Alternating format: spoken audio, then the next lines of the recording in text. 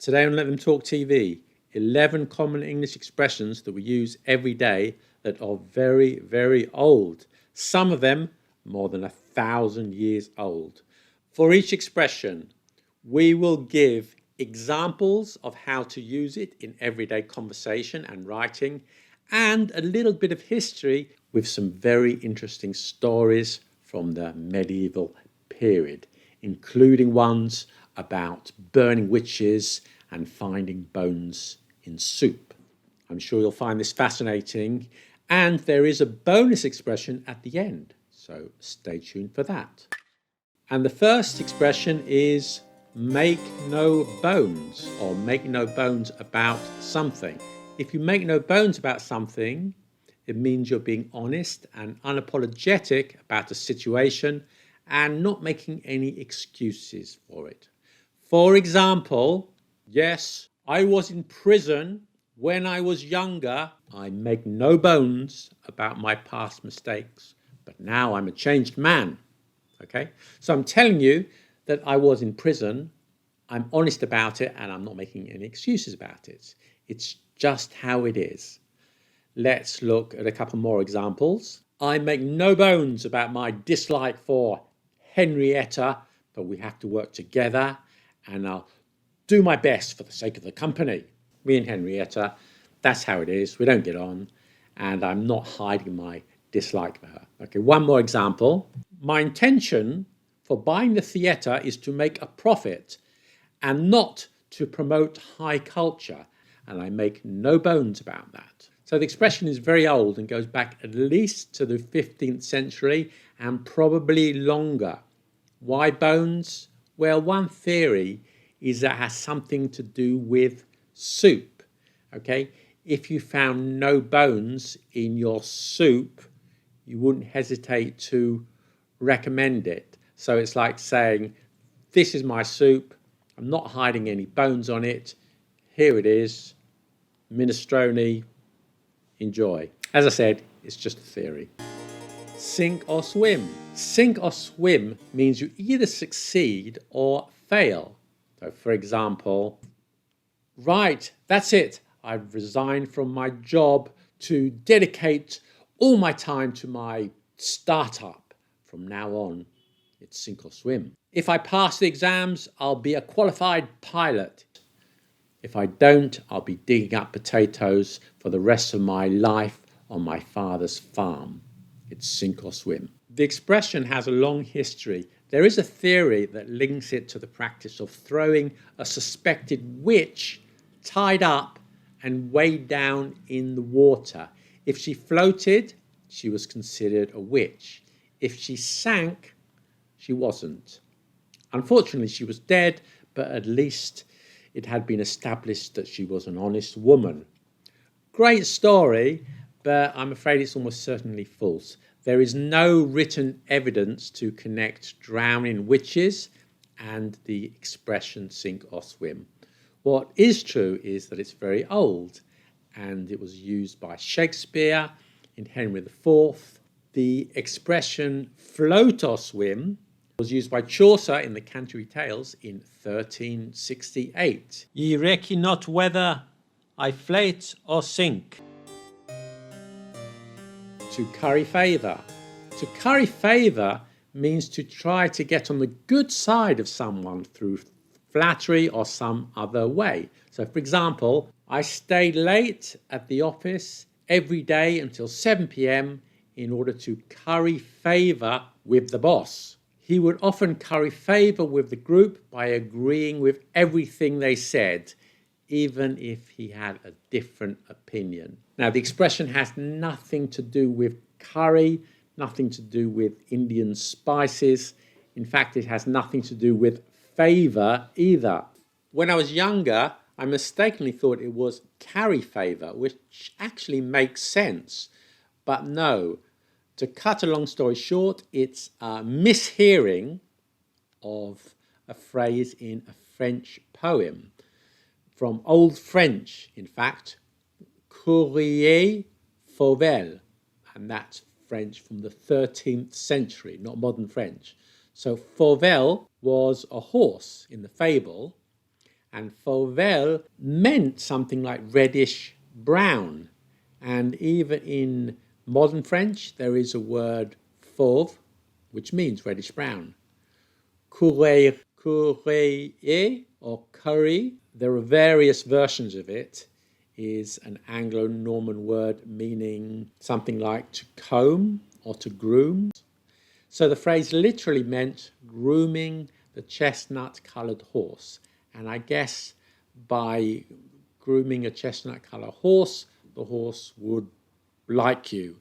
So over the years, the phrase got corrupted from courir fauvel, curry favor, et voila. The next expression is child's play. If something is simple or very easy, you might describe it as child's play. I worked in a 3-star Michelin restaurant, so making an omelette is child's play. You don't need to worry, it's not mountain climbing, it's just a gentle walk over rolling hills. It'll be child's play. The expression goes back at least to the 13th century and possibly longer. It was used by Chaucer in The Merchant's Tale. He said, I warn you well, it is no child's play to take a weef. The next expression is a baker's dozen. A baker's dozen is simply 13, and this goes back to the 13th century. And there were laws to protect consumers even at that time. And if you went to the market and asked for a pound in weight of something and you got less than a pound, you would be angry. And there were serious punishments for the merchants who cheated their customers. And this could include flogging. And when you're baking bread, it's very difficult to precisely know the exact weight of the finished loaf or roll. So the baker might estimate that 12 rolls were equal to, I don't know, a pound in weight.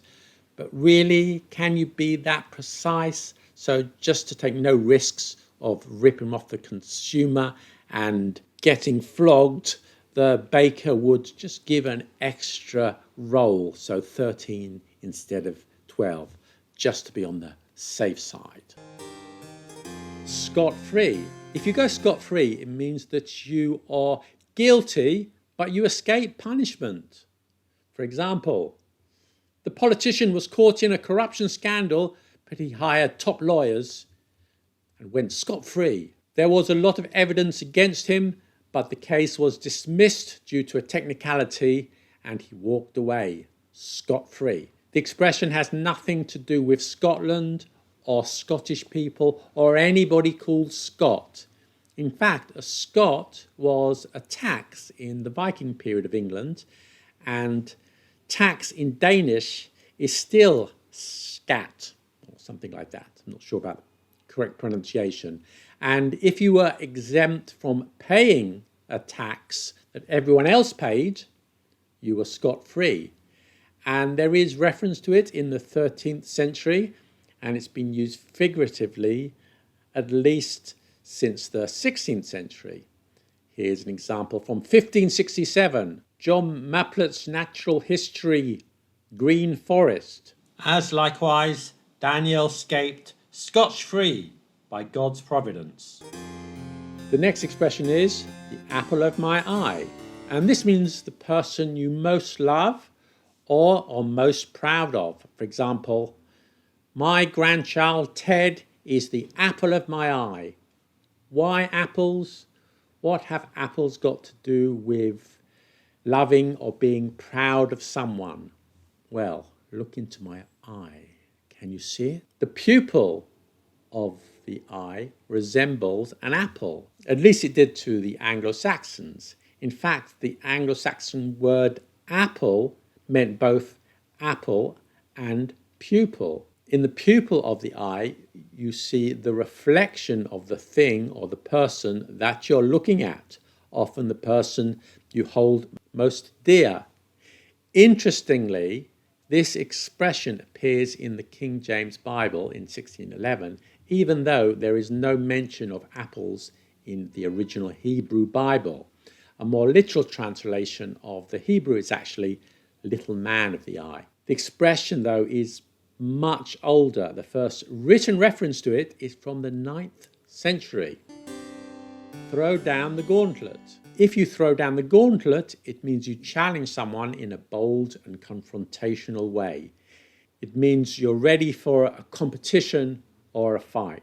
So, for example, it started as a friendly competition to find a solution to the city's traffic problems, but then the mayor threw down the gauntlet by offering $20,000 for the best project. The new low-cost airline on the market cut the price of flights by 50%, throwing down the gauntlet to its competitors. The gauntlet was a heavy armed glove used by a medieval knight. The word gauntlet comes from French, and the expression refers to the medieval knights who threw down a gauntlet as a challenge to combat. We can trace back the use of it in its original sense to the 1540s, but the figurative use of a challenge of any type goes back to the early 18th century. And by the way, there is another expression to run the gauntlet. There's nothing to do with this expression. The gauntlet in that expression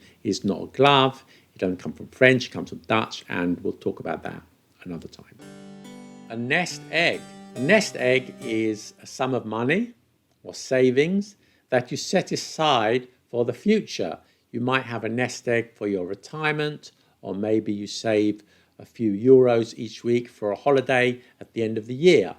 The expression is very old and can be traced back to the early 14th century. In Middle English, it was a nest egg, and it refers to the practice of putting a real or artificial egg in the hen's nest to encourage it to lay eggs there. Nowadays, it's used to talk about saving money, and this meaning goes back to about 1700. You might notice that in the 14th century expression, they used a instead of egg. And this is because a was the Anglo-Saxon word, while egg is derived from Old Norse, the language of the Vikings, and was a northern dialect word. Again, it's the north of England. And this gradually replaced I around 1500. And there is a story recorded in 1500 about a wine merchant from the north of England goes into a pub on the Thames and asks for eggers, but the wife doesn't understand. She thought he was speaking French. And the good wife answered that she could speak no French. And the merchant was angry, for he also could speak no French, but would have had eggers, and she understood him not. When another customer asked for eieren, she understood. Woe betide! If I want to give you a warning that something bad could happen if you don't listen to me, I could say, I'm warning you, or if I want to sound a little bit more literary, I could say, woe betide. If you're a teacher, you could say, woe betide you if you don't do your homework. Another example, this time I'm letting you go, but woe betide you if you break the law again. Woe betide anyone who doesn't like and subscribe after watching this video. The expression has been used in English almost unchanged since at least 1377, when we have the first instance of it in Piers Plowman by Langland. Betide is an old way of saying to happen. It's no longer used in English except in this expression. Woe means a great sorrow or distress. It's still occasionally used in modern English. So, for example, my business was doing badly, and then to add to my woes, COVID came along. And here's the example from Piers Plowman. I wed such a wife, woe me betide, for she is frail of her faith and fickle of her speech. Red letter day. And this just means a very important day or a noteworthy day. For example, We've just got an enormous contract. This is a red letter day for our company. The opening of the National Museum was a red letter day for the city. The expression can be traced back to the 14th century. Let me show you some pictures and see if you can work out why it's called a red letter day. Can you see it in the medieval manuscripts? Yes, that's right. Capitals and highlighted words are in red. And on church calendars, the saints' days were also marked in red. Now for our bonus expression. And what better way to end this video? With the word farewell, which comes from the 14th century poem Piers Plowman by William Langland. And we've already had one expression from that book. Ye farewell, Fipper. Farewell. Farewell. I have been chosen. Farewell, my friends. I go on to a better place. And with that, sir, I bid you a fond farewell. Good day, sir. Good day. If you're interested in the history of English, then check out this video. And we have a newsletter too that you might find interesting. Find the link in the description. Farewell.